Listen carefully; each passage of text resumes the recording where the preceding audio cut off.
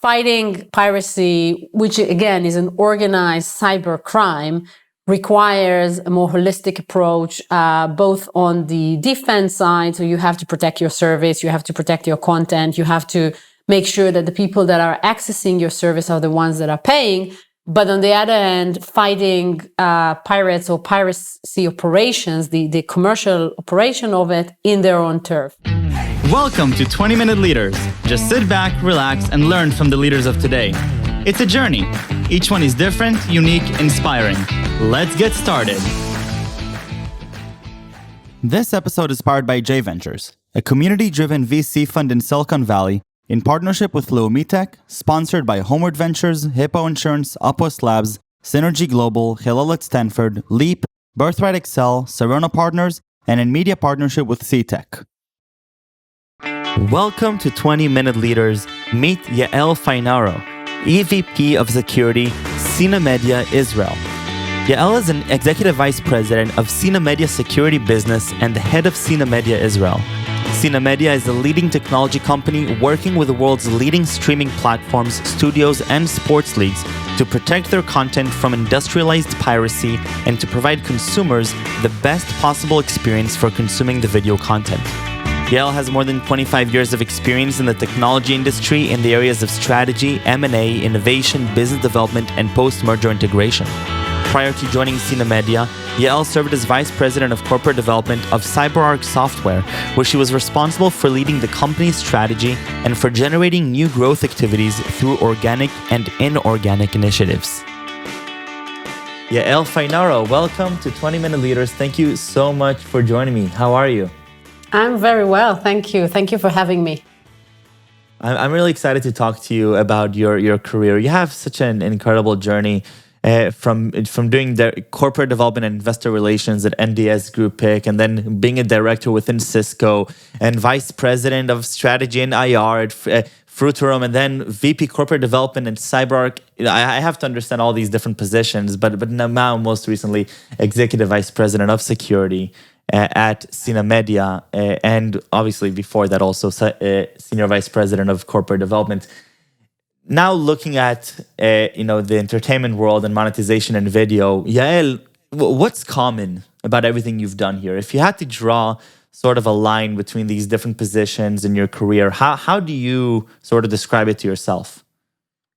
So I think that the common thread is really the triangle of strategy, communication, financial, or kind of execution and delivery of goals. And throughout my life, I've dealt with strategy, with kind of setting this long-term goal and devising a plan of how to get there using multiple ways. It could be a lot of my professional life has been through M&A, and so you're trying to think where you're going to want to get to. You identify the targets. You check that it works from many perspectives, and then you execute the transaction and integrate it into the company that you're acquiring it for, and you make sure that the goals are set. But in order to do that, you need a very good financial understanding, because if essentially this is how the world measures companies, and communication,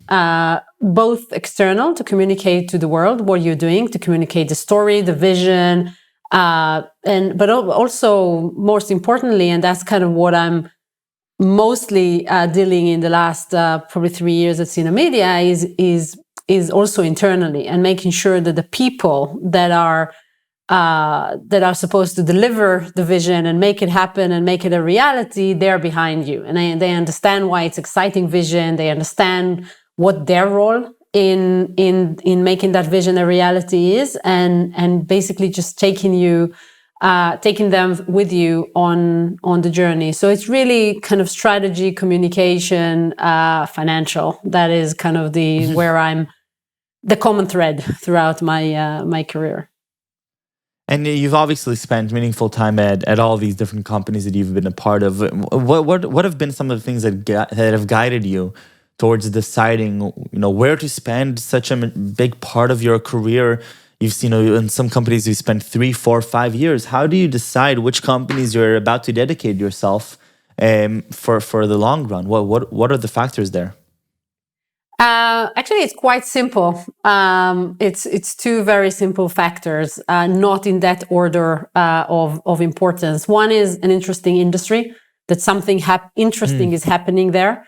So cybersecurity, media and entertainment, both super interesting industries. And, in the last 3 years, the combination of cybersecurity with media and entertainment industry. And the second one is people. Very, very, very simple. If you're surrounded or working with good, smart people that are, visionaries, that are doers, that you're basically having fun working with, then you stay. This is where you stay. So it's quite quite simple. It sounds like it, but I think that that within the simplicity, obviously, there's different ways to gauge things, whether it's intuitively or whether it's through some research and understanding. And I'm sure that the decision-making process, while it may be diluted to two simple factors, there's a lot of intricate details that go into from experiences that you've had. Tell me a little bit about Synamedia and how entertainment is reshaping, and it's reshaping itself as it evolves.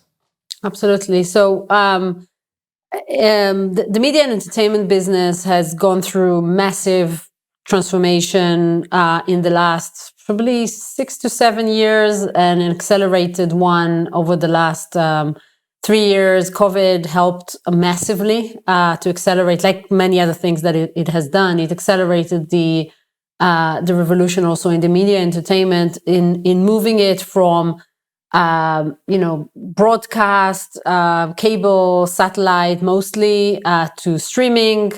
Netflix had a huge impact on that, and the production of content, the amount of content that is being produced today, high value content, it has probably more than doubled just in the last year. We're talking about probably more than $200 billion that is being spent on original content.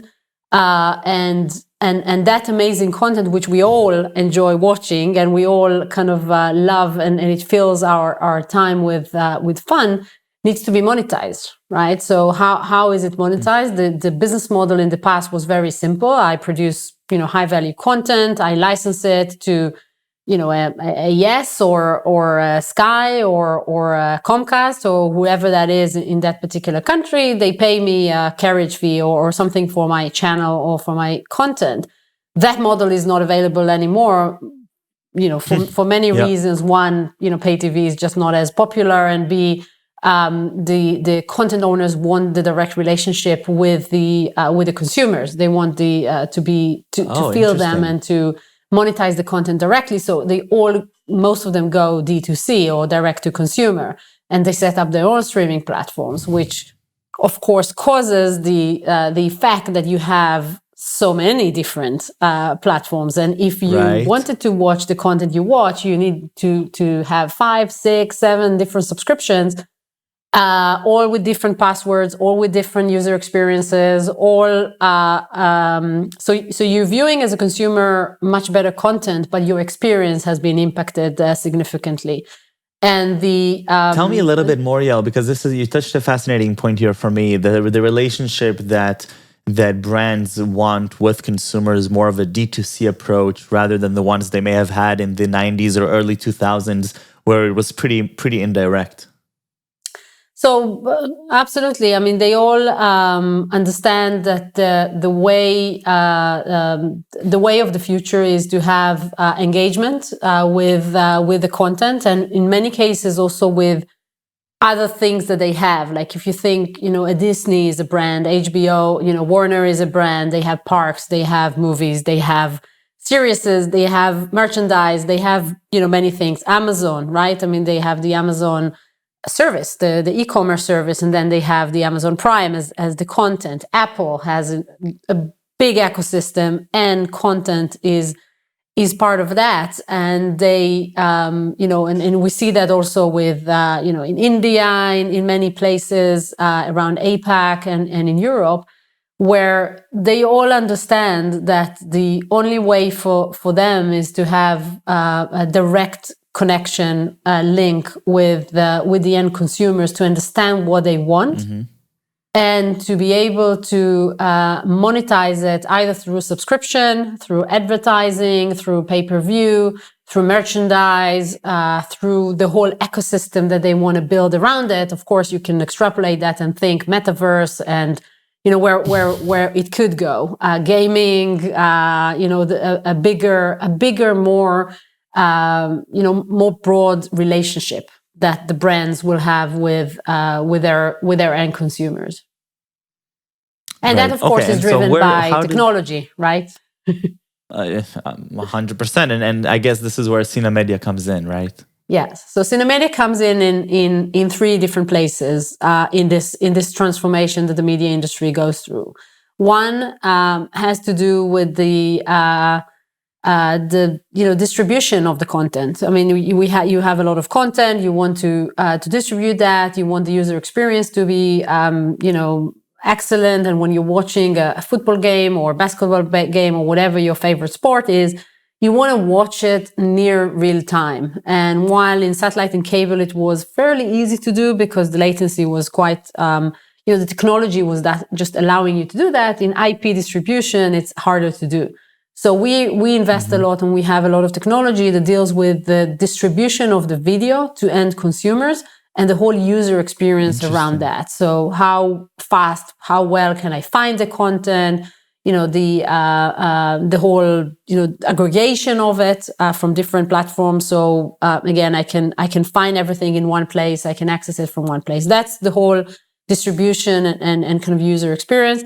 The second big one that has two legs is monetization, right? Because if you think about the financial model, and there are numbers out there, if you are the income that a producer of content will get from additional subscription to their own platform, be it their own streaming platform, versus what they used to get from cinema release and licensing of content to pay TV, is harder to match. I mean, they would get probably less money, direct money related to the release of original content through their platform, and it's competitive, and churn is quite high because the loyalty. I mean, I'll subscribe to the service to watch this movie, but then I'll disconnect because I don't want anything else. So it's the whole monetization that is very, very challenging, and that has two aspects from our perspective. One is to find new monetization ways, i.e., advertising that is more targeted, that is more relevant for consumers that are watching streaming versus pay TV. So it's more targeted ads, it's more content aware ads, and therefore fewer ads but higher value. The second one, which is the one I'm spending most of my days on, is piracy.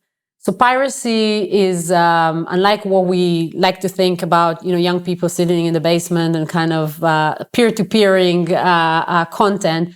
It's not that. What we're fighting is organized crime that is well-oiled machine that is operating basically streaming platforms, that is selling subscriptions to end users, and it looks and smells like a streaming platform, with one major difference, that they don't pay for the content as much, of course, as somebody else, because they either steal it or they source it from somebody else that steals it. Right. And they also do the mega aggregation because they're not limited by rights in any way. So they can give you all the sports in the world in one place. And fighting piracy, which again is an organized cyber crime, requires a more holistic approach, both on the defense side. So you have to protect your service, you have to protect your content, you have to make sure that the people that are accessing your service are the ones that are paying. But on the other hand, fighting pirates or piracy operations, the commercial operation of it, in their own turf. And this is why we kind of set up basically a cyber team that kind of learns the piracy ecosystem as if it was cybercrime. right? I mean, learning their platforms, their what they're using, how they're operating, the commercial relationship between them, and we have a set of technologies and capabilities that allow us to disrupt that pirate service, basically killing the motivation of the pirates to continue operating and making sure that legit users, users like you and me, would rather pay $15 a month to whoever the legit service is and not attempt to go to the piracy domain because it's associated with crime effectively.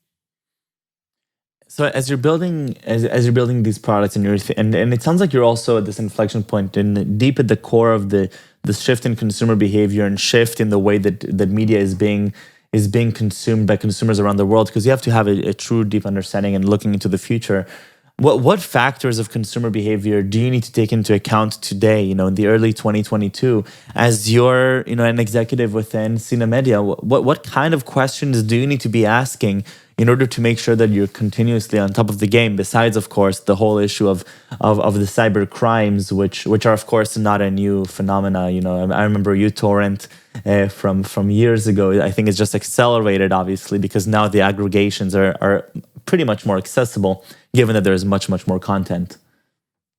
Yeah, it's not only the accessibility of it, but there's also the legitimacy of it. It's almost legit to do that, and that's also a matter of education and legal framework and all of that. So, you asked about what. And by the way, Yael, I'm sorry to bother you again, but this is just a fascinating conversation for me. But so with the growing trend of legitimacy, what are the drawbacks of having these platforms exist? Because I think it's an important understanding to get to the core of why is this a problem for the world to have these illegitimate aggregators exist?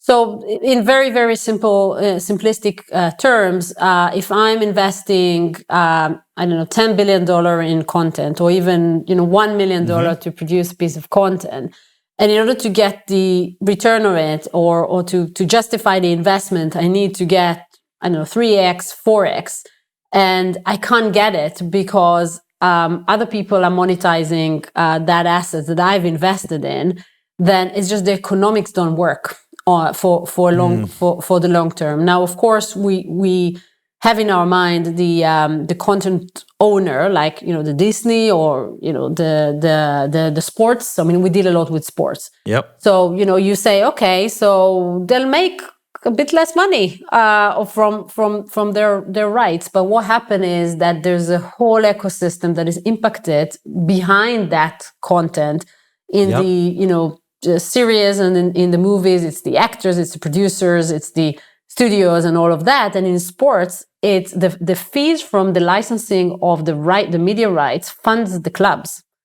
And it funds not only the Premier League or the first league clubs, but it funds also the other leagues in the country. So and it goes into, so the ripple effect is there's a whole ecosystem that relies on these revenues. And therefore it does have an impact on ongoing motivation and ability to continue investing in good content and entertainment that we all enjoy, right? We all want to enjoy it. Definitely. And so now going back to the question of the shift in consumer behavior. Yes. So we are a B2B company because we work with service providers and content owners and sports leagues, which of course makes our job really fun, right? The people we recruit, we tell them, oh, you're going to watch football, most of your working hours, which of course allows us to attract good talent. But we are B2B, but we work with the enterprise that works mostly with consumers. And therefore, in order to develop our product, our services, and we have to understand user motivation. So on the user experience or on the distribution side, we need to understand. And in many cases, we would get this information from our customers. They would tell us what's their pain point, what are they not managing to do, and it will be around user experience. It will be around my users want to find their content quickly. They want to watch together. They want to be able to watch together with their friends on kind of on social media, but watch the content throughout the app. Or we're doing consumer studies on what drives people to go and watch piracy, and in many cases, it will be the content that they can't find in their country. That will be the trigger. This is what they'll start doing, and then we work with our customers to say, hey, so you need to make sure that this and this content, which we're seeing your consumers in your country watching, make sure that you have it on your platform, even if it's a pay-per-view, but just have it. So that consumers can have that choice. So that's more in the immediate side. On the long-term side, of course, we're watching trends like, the generations that, my kids don't watch TV. They watch YouTube, they watch TikTok, they watch other things. So what would be the entertainment pattern of the younger generation? Will they watch TV? TV as a sense of video, right? In the broader sense. Would Correct. They watch it when they grow up and they have a family, and or what are the habits that they will develop, and therefore our technology needs to enable it. Fascinating, just fascinating. And I think that I'm leaving here with more questions than answers, which is great. Those are the best episodes that I have, and I think that we're talking in such a timely space, right? I mean, if we had this discussion 5 years ago, obviously the consumer behavior was different, and if it's 10 years ago, then definitely. And I bet that if we talk about this episode next year, it'll again shift. And I think that it's awesome that you get to be at the forefront of these changes, both from a regulatory cyber perspective, thinking through, okay, what is the actual snowball effect that is being created here, but also in terms of the consumer behavior and how things are shifting, and why Synamedia is positioned in a very, very interesting place in the market today. And so Yael, thank you very, very much for your time and for your energy. I already want to book you for another episode a year from now, so we can talk about how consumer behavior has shifted again. But it's just awesome, and thank you for sharing your insights. Absolutely, it was a pleasure. Thank you for having me.